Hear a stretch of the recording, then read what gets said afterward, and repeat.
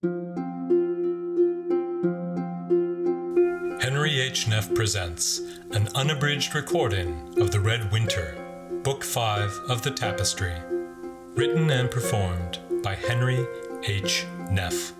Text copyright 2014 by Random House Children's Books. All rights reserved.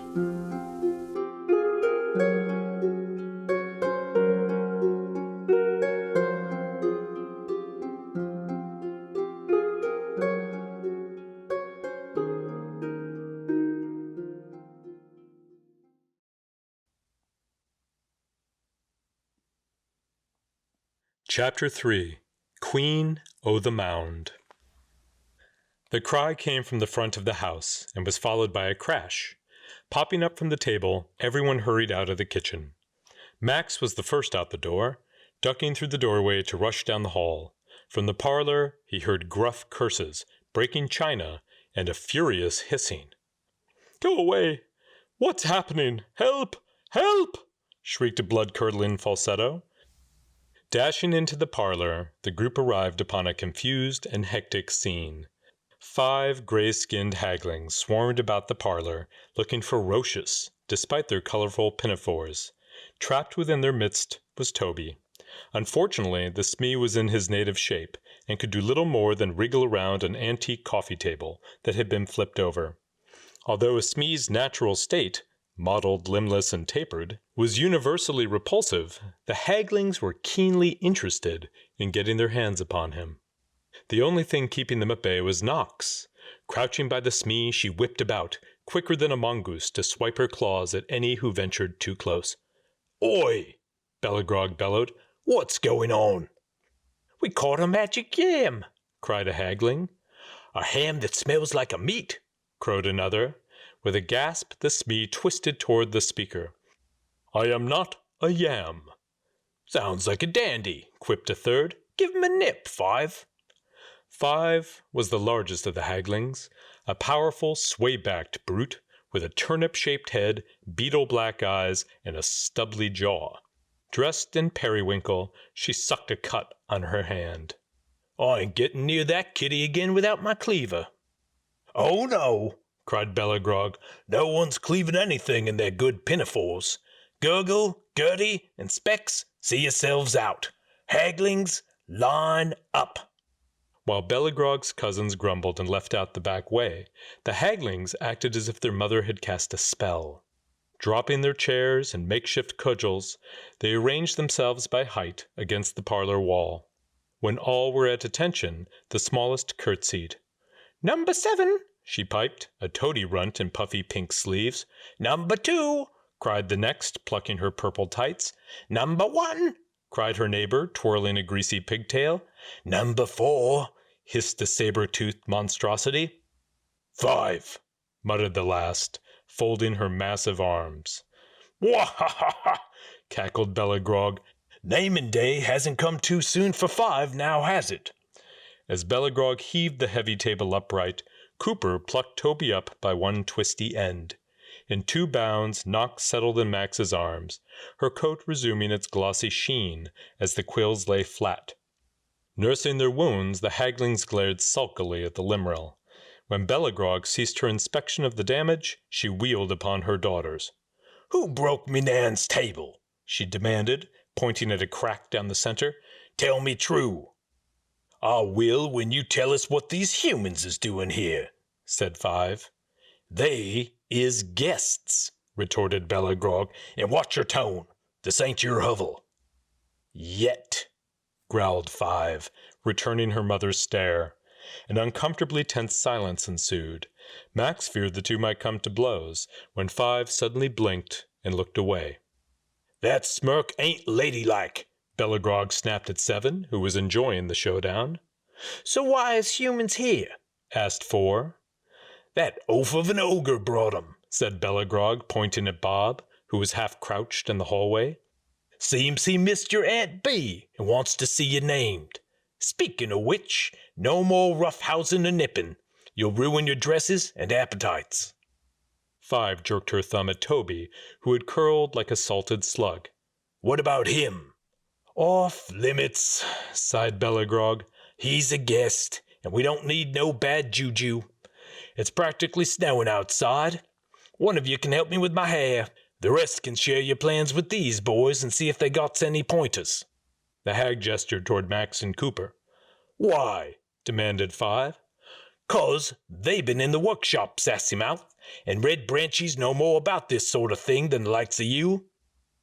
"I remember him," hissed 4, peering at Max, her nostrils a-quiver. "He's the one what fished that workshop git from the kettle." 5's piggish eyes narrowed. "Oi, that's him, the boy who ratted us out. What's he doing here?" "Don't know," answered Bellagrog, "but don't go blaming Max for us setting sail. He played it straight, and I can't ask no more. It's your auntie what sank us. So show 'em your plans and see if they don't have a tip or two." "Is that staying?" asked 2, looking anxiously at Knox. "Knox won't hurt you," said Max, stroking the Limeral's glossy black quills. "She was just protecting Toby." "Is Toby the yam?" inquired 1. "I am not a yam!" roared Toby, indignation trumping trauma. "I am a Smee, who was unjustly ambushed. You're lucky I'm a pacifist." "But why aren't you still a bear?" asked Max. "Oh," said Toby, growing sheepish. "Eating too much can cause us to revert to the form divine. That's why I left the kitchen. Surely you've heard of Balthazar's accident? Every Smee grub knows that unhappy tale." "Nobody wants to hear about Balthazar's accident," said Cooper, setting him upon a chair. Sitting down on the floor, he beckoned to the haglings. "Let's see your plans, ladies." Max and Scatha sat beside him as the haglings crowded around, elbowing and jostling. 5 unfolded a large sheet and smoothed it flat upon the table. Stroking Knox's ruff, Max surveyed a variety of maps, intricate diagrams, and dense blocks of small, neat writing. Cooper looked equal parts impressed and amused. "So, what's the mission?" he asked. "Operation Gertie," said 5 proudly. "We're busting her out of the workshop." "Right," said Cooper, drumming his fingers as though considering how best to dissuade the eager young and foolish. His pale eyes flicked back to the map. "You do know the workshop's almost 700 miles away?" "Course we do," said 4. "Across the channel and over dangerous country?" "We likes danger," sniggered 1. Cooper nodded. "And you know its museum is underground? Miles and miles underground?" 2 gave her sisters an incredulous look. "This fella thinks we just spawned." The agent weathered 5 beady stares. "Let's cut to it then. How are you going to infiltrate the workshop, find old Gertie, and get her out?" Max was stunned by the sophistication of the haglings' plans. Every stage was planned in meticulous detail and leveraged an impressive network of relationships. The Schropes had contacts with many merchants and shippers, some of whom did a thriving trade with goblins across the channel. Some of these contacts worked for the workshop and had access to various outposts and depots, including some near Verilius, the demon city that had once been Frankfurt. "This here's right over a train depot," said 5, pointing to a building on her map. "Workshop's got miles and miles of tracks and tubes underground. Most connect to mines and ports, but they've even got a fancy train to ferry bigwigs between the workshop and Prusius' city. Anyway, the Spindlefingers, their goblin clan, are the ones who do most of the maintenance, 'cause they can climb into wee places and don't mind the heat. They're gonna let us in that building and smuggle us into the workshop proper." "What's in it for them?" asked Cooper. "Formula 13, answered 7. "That soap cuts right through grease and machine oil. Spindlefingers love it." "We're giving 'em a year's supply to smuggle us in," said 5. "They looks away when we goes in, and looks away when we comes out, with Gertie. Easy as pie." "Where'd you get all this info?" asked Cooper, his eyes fixed on the railway connecting the workshop and Prusius' capital. "Pompey Frogmore," replied the haglings in unison. "Who's he?" asked Cooper. 5 shrugged. "A goblin. He's always trying to steal chickens. Last time we caught him, we whipped his fanny purple. He howled and said we'd catch it hot, 'cause Froggy knew important folk. Said his cousins was tight with the workshop, and they'd give Pompey all kinds of weapons to teach us a lesson. Well, when I stopped laughing, I got to thinking. Maybe Pompey did have cousins that had something to do with the workshop. So we untied him, slapped a balm on his fanny, and gave him a crate of soaps to share with these cousins. He showed up 3 months later with a big order from the Spindle Fingers. Turns out they were batty for Formula 13. That's how we started getting their business, and some information besides. All on account of little Pompey Frogmaw. He's come to the naming, said two, bringing his cousin too. They're picking up Formula 13 and giving us a lift down to the channel. This cousin, pressed Cooper, he's a Spindlefinger? He works on the workshop trains? Aye, said Five. He's a mechanic in the main depot, at least Pompey says. We ain't met him yet, but his name's Ozark. The agent looked hard at Five. I want to meet Ozark. When the Haglings had mentioned a railway linking the workshop and the Blissian capital, Max knew Cooper would be on it. The agent was traveling with them for the time being, but his ultimate mission had nothing to do with Mum or even the Fomorian. Although Cooper was the Red Branch commander, the title was largely ceremonial. The man had no more interest in supervising people than his colleagues had in being supervised. The 12 members of the Red Branch were notoriously independent, and each developed their own methods and specialties. Max and Scatha were its finest warriors, Natasha Kurai its swiftest tracker, and Ben Polk its most merciless assassin. But William Cooper was unequivocally its finest overall agent. His mission would be of prime importance. Max suspected it involved infiltrating the enemy's capital, but he could not be certain. Despite his frequent attempts to wheedle information, Cooper would divulge nothing. The little Max knew he'd overheard 2 weeks ago aboard the Ormenhide. Late that moonless night, Hazel had taken her husband astern and voiced her concerns in an urgent hiss. The sea had been reasonably calm, allowing Max to make out the occasional snippet. Not fully recovered. Can send someone else. Natasha's capable. Suicide mission. At this last pronouncement, Cooper simply embraced her and gazed a long time at the sea. Max had not heard anything about his mission since, but there was little doubt that Cooper regarded this workshop train, and a secret way aboard it, as having real value. The only issue now was to make sure they were dressed properly for the naming. Bellegrog had number 7 lead them up to the attic, where they could store their things and change for the party. The stairways twisted up 3 stories, leading them past many portraits and dim hallways. The hovel was old, but meticulously maintained. The banisters had an oiled gleam, as did the dark floors and moldings. Every aspect of the creaking house, even its smells, smacked of tradition in a way that was both oppressive and comforting. One could almost hear the footsteps of past generations, of hags great and small that had called it home. Max peered out between the attic window curtains. It took a moment for the scene to fully register. The sky was brightening from the passing storm, but the landscape had changed. Every roof and chimney, every leaf, hill, and paddock was sheathed in a thin coating of ice. The effect was so surreal and spellbinding that it was hard to differentiate between Hazel's fairy lights and the returning sunlight winking on the ancient hornbeams. There was no snow or even frost, simply a dazzling, gleaming carapace that covered the rolling scenery. "Look at that," said Max. "There's actually ice." The others came over, peering out the window. Below, Bellegrog's employees were working frenetically to sweep up debris, restake tents, and plant what looked like a maypole atop an enormous mound of dirt. Cooper grunted, squinting up at the sky, which had a peculiar reddish cast. That isn't normal. This is some kind of witchcraft. Scatha opened the window to peer out. Who could be doing this? She wondered. Who even could? Don't know, said Cooper, tossing his pack onto an old card table. But it's not going to make our jobs easier. Depending on the information I get from this Ozark, I might need to peel off and start my mission tonight.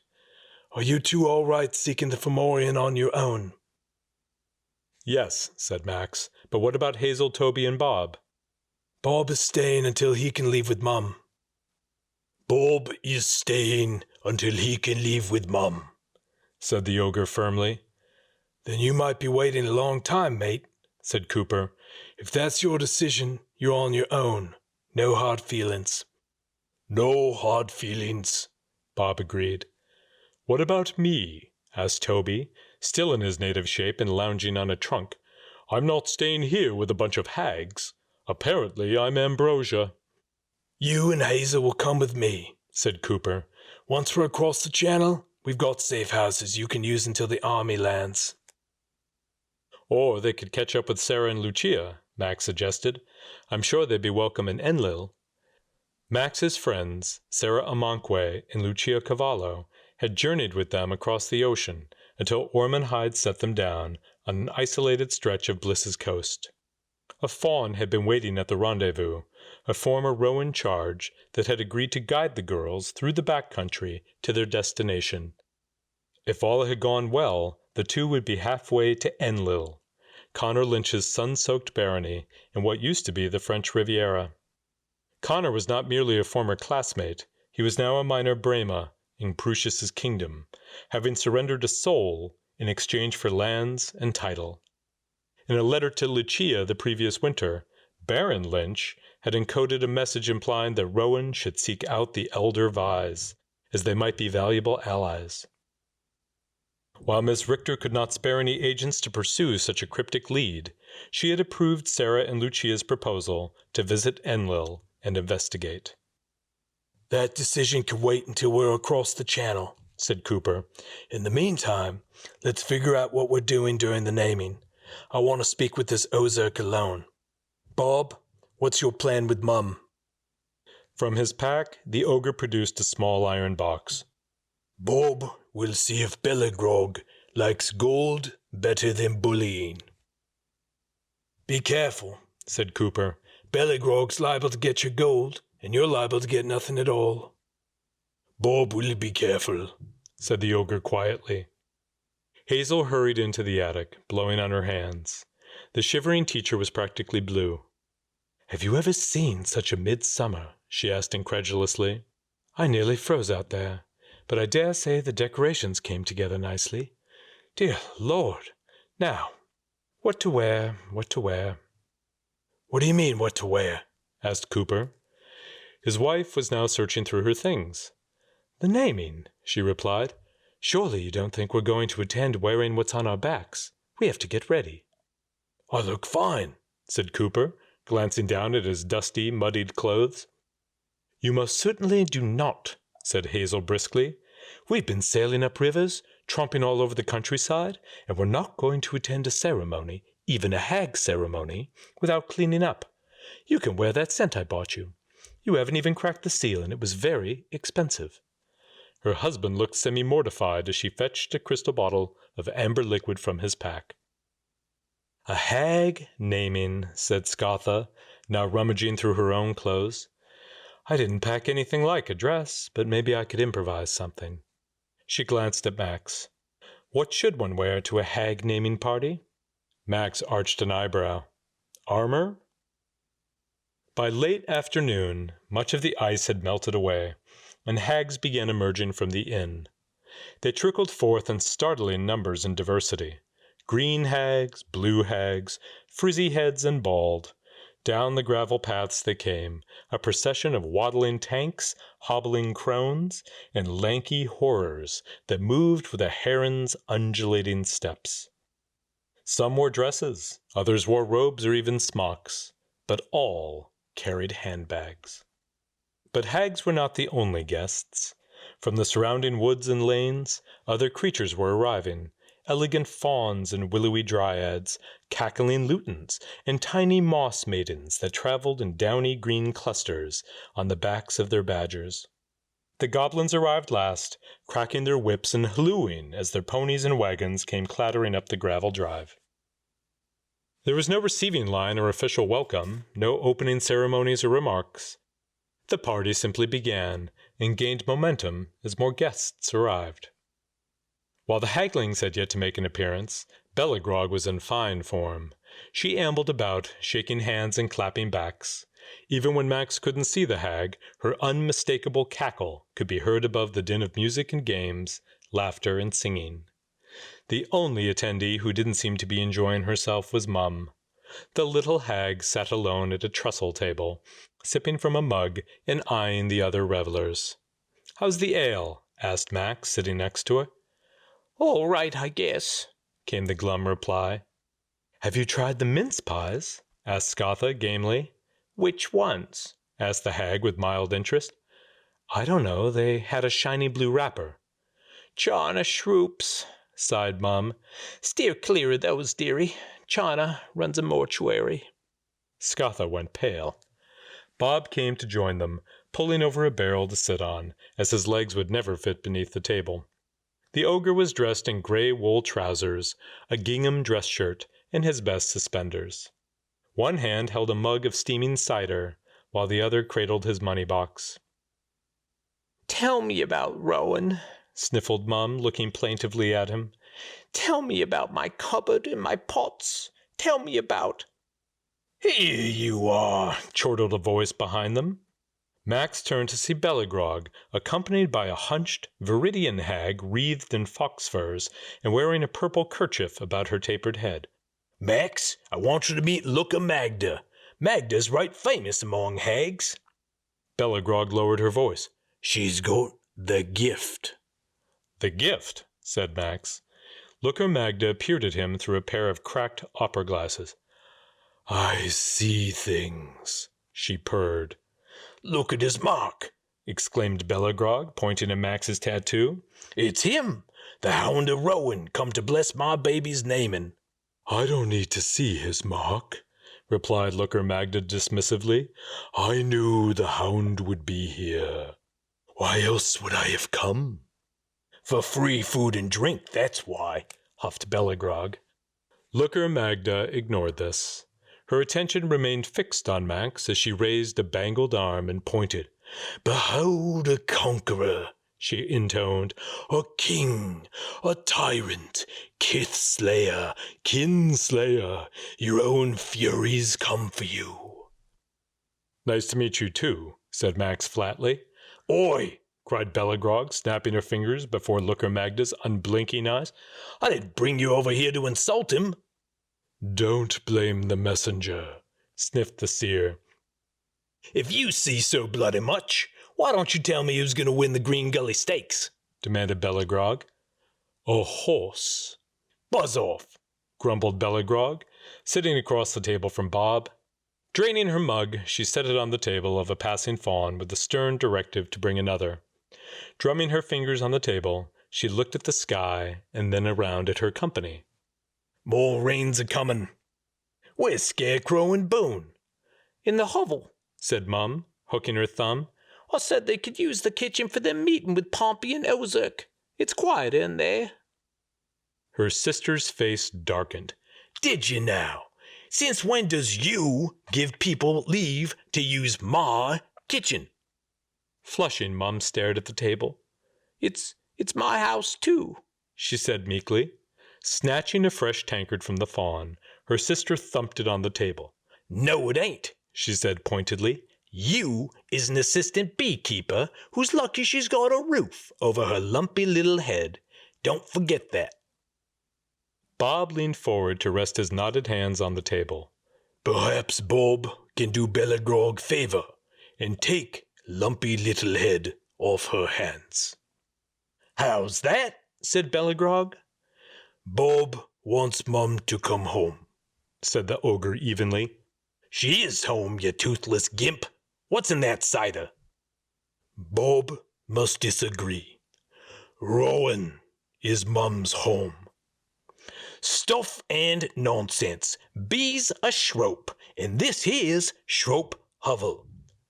Rowan is where she is happiest." Bellagrog scoffed incredulously. "Happiness? Happiness? What does happiness have to do with family? Oi, you think I'm going to let some brute and a foreign brute, too, waltz off with my only living sis 'cause she's mopey? Your brain's going to mush. Bob will pay. Bellegrog waved him away as though he were a bothersome fly. Get out of here. A hag of my standing don't want no stinky hides or knuckle bones or whatever a dumb ogre thinks is money. Bob set his money box on the table. A gleam kindled in Bellegrog's crocodile eyes as she sized the ogre up. Come on now, she chuckled. Rowan pays you diddly. Don't yank a hag's haunch. Opening the heavy clasps, the ogre emptied the box onto the table. The pile was mostly silver, with a handful of large gold coins and semi-precious stones scattered throughout. The sight of this not inconsiderable wealth drew many onlookers. What's going on, Belle? Asked a tipsy gurgle, but Bellegrog had turned beet red and was shaking with laughter. Wah! She cried, trying to catch her breath. This kooky ogre's trying to buy my sister. Look at that haul. You'd think Bee was the most valuable hag in the world. She is, said Bob, ignoring the growing hoots and jeers. Mum was utterly stunned.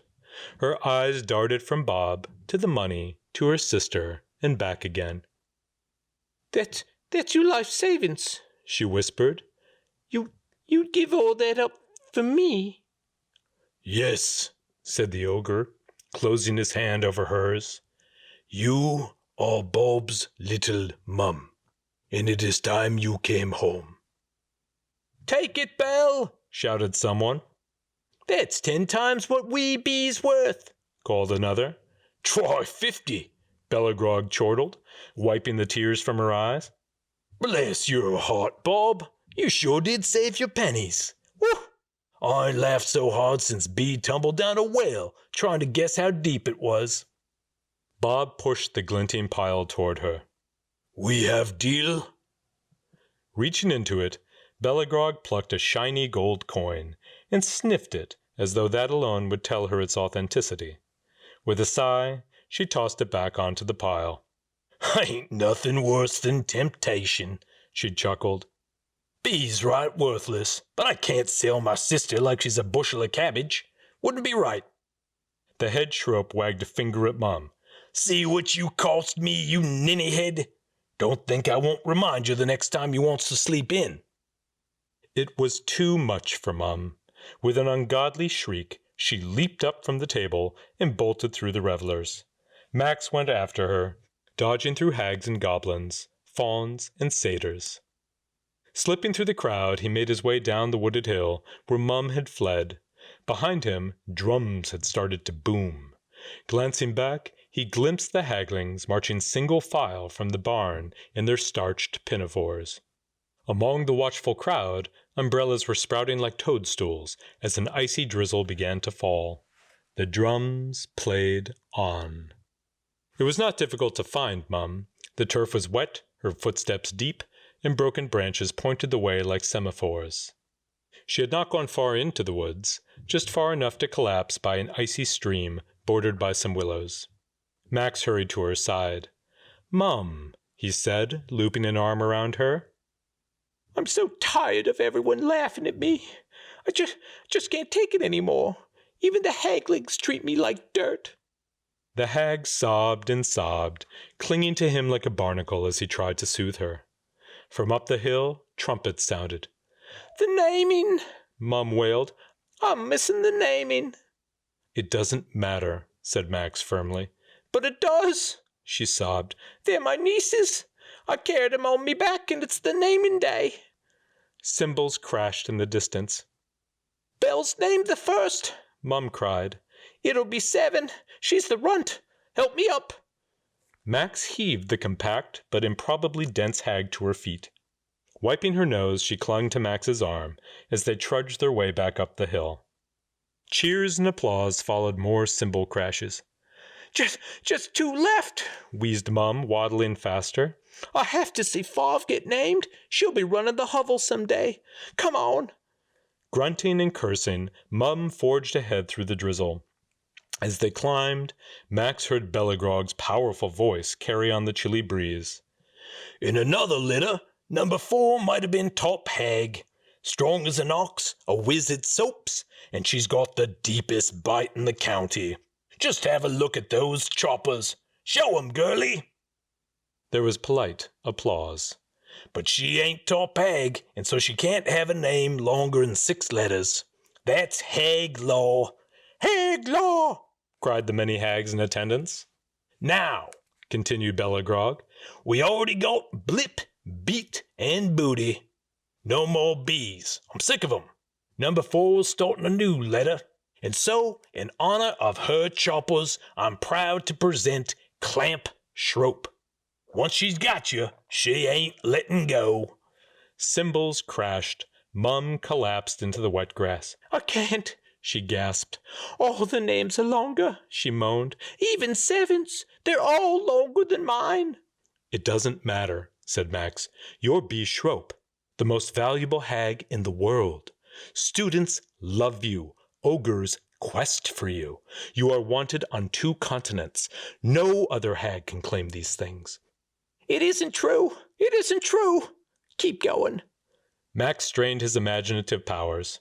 You are a creative dresser. You inhabit a cupboard with grace and style. Your roasts are exceedingly tender. The hag gripped his arm. The secret's not debased. It lets out all the heat. I had no idea. With a delighted squeal, Mum rolled onto her belly and pushed herself up. The pair reached the hilltop just as number 5 joined her sisters on the painted stage. 5 dwarfed the rest, outweighing Clamp by a good 50 pounds. The drizzle had flattened her hair into a dark, dripping mess, but there was no mistaking the wild, eager delight on her gray face as she surveyed the crowd. Bellegrog cleared her throat. Number 5. What's a gal to say? Every few generations, a hag comes along that raises the bar. She's tougher, meaner, and wilier than the rest. She sniffs out all your traps, and even lays a few of her own. The crowd laughed, but number 5 looked oddly emotional. Even Bellegrog swiped an eye with a hanky. The Shropes are a proud lot, she said hoarsely. I've worked hard to feather our nest and protect what's ours. Ain't always been easy. A gal worries. It'll all go to pieces once she's gone. A gal wants to pass things down to one of her own, one who will look after things with a firm and steady hand. Number 5's that hag. I love her. I hate her. I couldn't do without her. I give you Catastrophe Shrope. As the crowd applauded, there were several gasps and excited conversations. Mum counted rapidly on her fingers and gaped up at Max. Belle gave it 2 more letters than what she's got herself. Is that rare? Asked Max, draping a spare tablecloth over her. Never heard of it, said Mum. 1 letter, yes, but not 2. Bellegrog quieted the crowd. With great names come great expectations, she said. Today, my haglings become hags and begin their coming-of-age quest. The hag gestured toward the drive, and several large goblin wagons loaded with Shrope soaps crates. No named hag shall go unrescued or unavenged. Hag law. Hag law! Thundered the crowd. That's right, said Bellegrog. If my girls come back, they'll have Cousin Gertie in tow. Dead or alive, she'll be back where she belongs. Hear, hear, cried Gurgle. There's my girls, said Bellegrog. Blip, beat, booty, clamp, and catastrophe. And to bless their names in this gathering, we got one more piece of business. Queen o' the Mound! Queen o' the Mound! Chanted the hags. That's right, crowed Bellegrog.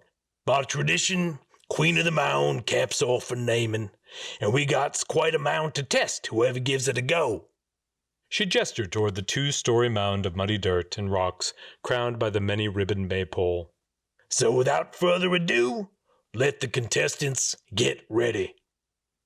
What is this? Asked Max, spying several of the brawnier hags stripping down to long underwear. Queen of the Mound, said Mum, as though it was self-evident. Anyone who can hold on to the pole for 5 minutes gets the title, and whatever she wants from the hostess. Does it get pretty rough? Asked Max, spying a contestant slipping a pair of brass knuckles over her stubby fingers. Other contestants were ambling about, scratching their bellies and sizing up the other contestants. Beastly, said Mum. I never had the guts to enter one. There's all kinds of dirty play. Biting, scratching, gouging, sawing. Skirting the crowd, they made their way back to their table to find Hazel and Cooper sitting along with a pair of goblins that could only have been Pompey Frogmaw and Ozark. But it was not the goblins that made Max gape. It was Bob. While the crowds cheered and jeered those hags that were positioning themselves around the mound, Bob sat on the barrel in a white undershirt and gray trousers, methodically folding the dress shirt he had removed. Bob was ancient, and his skin hung loose on a lanky frame. But an elderly 10-foot ogre is still a 10-foot ogre, even in his undershirt. Bob, Mom hissed. What are you doing? He pulled his suspenders back over his bony shoulders. Playing game. But you can't, said Mom. It's called Queen o' the Mound. The ogre shrugged. Game is for guests, no? Yes, said Mum, considering. Only hags ever enter, but there isn't a rule that says others can't. The ogre pulled one arm over his head to stretch. Then Bob plays too. When nearby revelers realized what Bob intended to do, an excited buzz swept over the crowd. The ogre's gonna enter, cried a ruddy-cheeked satyr. This brought laughter and a fair number of jeers, for it seemed ogres were not terribly popular in these parts. As Bob made his way toward the mound, the crowds parted nervously. Boo! A pox on ogres! Go back where you belong! Spit and roast him, boil and toast him. This last outcry was quickly taken up and repeated as a sort of cheer. Bob did not acknowledge it. He did not acknowledge the lutins that aped his plodding gait, or the bits of tomato, pies, and cheese that now pelted him. The ogre simply walked on, the crowd closing behind him as he marched toward a scowling Bellegrog. What you doing, you dumb brute? She demanded. Put your shirt back on. We ain't bog hags. Bob rolled his neck in slow circles. After game. Queen of the Mound ain't for ogres, declared Bellegrog. He continued plodding toward her. It is for guests, he rumbled. Bob is guest. You said so, in front of these three. He gestured toward a stupefied Smidge, Specs, and Gurgle. You did say it, Belle, said Smidge. And any guest at a naming can play Queen of the Mound. It's hag law. Hag law! This was shouted with gleeful enthusiasm by nearly every hag in attendance. The only exceptions were Bellegrog, her daughters, and 15 mortified contestants. When Bob reached the mound and took his spot around its perimeter, Max saw that the contestants on either side barely reached his waist. Lean as he was, the ogre outweighed any 3 hags together. One of them, Tortugla, according to a breathless Mum, backed away from the mound and shimmied back into her party frock. Boo! Jeered Bellegrog. For shame, Torty. That's disgraceful. You take my spot. But Bellegrog did not appear to have any intention of doing so. Instead, she narrowed her eyes at Bob. Any hag what draws blood on this ogre gets a gold sovereign. Any hag what knocks him cold gets 10 gold sovereigns. What if we kill him dead? Asked a one-eyed contestant, not even bothering to hide the hammer in her fist. What's that worth? No deaths, said the hostess firmly. It's bad luck at a naming. I can't watch, hissed Mum, clamping a hand over her eyes and squeezing Max with the other. Tell me what happens. On your marks, bellowed Bellegrog as the contestants eyed the maypole. Get set, go. Instantly, Bob seized the hags on either side of him by the ankle, whipping them off their feet as if they'd stepped onto snares. Even as the others tried to gang up on him, he swung the two hags like wriggling, flailing bludgeons. And in Ogre's powerful hands, they made marvelous weapons. Bob even settled into a kind of rhythm, swinging one and then the other, like overstuffed laundry bags that knocked his attackers aside like 10 pins. "What's happening?" hissed Mum, hopping from foot to foot. "Tell me what's happening." Max tried his best to relay the action, but things were happening very quickly. Bob's got two hags by the ankles and he's swinging them. Ooh, a hit. Two are down. One's getting back up. Another hit. There goes a tooth. No, I think that was an earring. "What kind?" asked Mum. I don't know. Pearl? "That's Tilu," squealed Mum. "She loves pearls." 3 more hags are down, reported Max. Bob's climbing the mound. Looks like one of his clubs is woozy. Oh, he faked left, dropped her, and got himself a new one. Nice work, Bob. "Where is he?" asked Mom anxiously. "Did he make it to the top?" Almost, said Max, but some hags are clinging to him. One's biting his shin. Bob dropped his club and, oh, what a throw! She's in the paddock. "Which hag?" No clue. They're covered in mud. "I hope it was Lolo," said Mom hopefully. "She acts so high and mighty, and she's only got one more letter than I do. Now what's happening?" It's winding down, said Max. He's just up there with his clubs, catching his breath. The others won't climb up. Geez, some are in bad shape. Bob plays rough. Now his clubs are begging to be let down. Oh, boo! One tried to stab him after asking quarter. "That'll be Hisaloo," said Mum. "She's always been stabby. She get him?" Nope. He tossed her in the paddock, too. Bob could throw the hammer. "He's fighting for me," exclaimed Mum, jumping up and down. "My Bob is fighting for me." And winning, said Max. I think it's all over. No one's going to knock him off of there.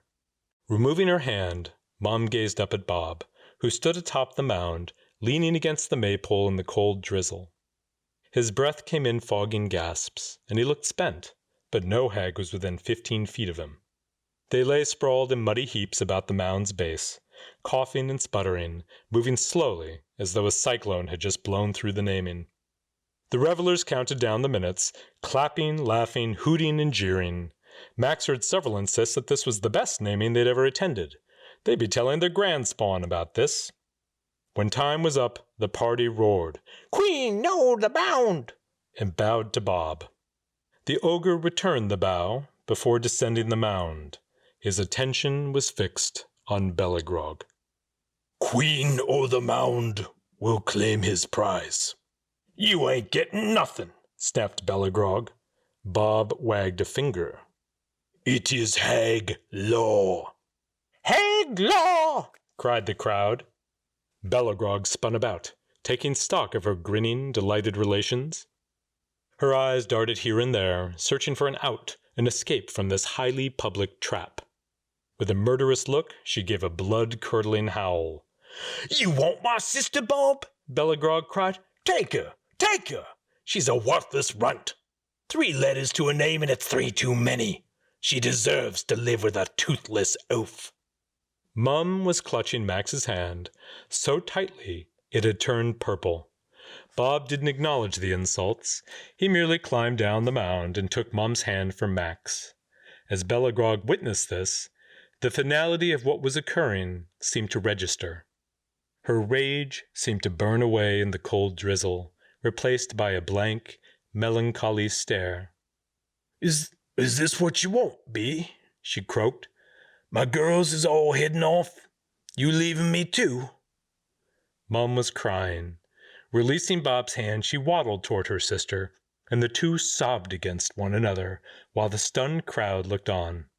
At length, Bellegrog peered into Mum's face. Is this really what you want? Mum gave a teary nod. Rowan's my home. I miss my cupboard. But what if I never see you again? Whimpered Bellegrog. Mum wiped away her sister's tears. If I'm a free hag, that means I'm free to visit. Bellegrog blinked, as though consensual visits were an unfamiliar concept. I guess that's true. Would you do that? Would you visit us? If you're nice. What if I can't be? It'll be a short visit.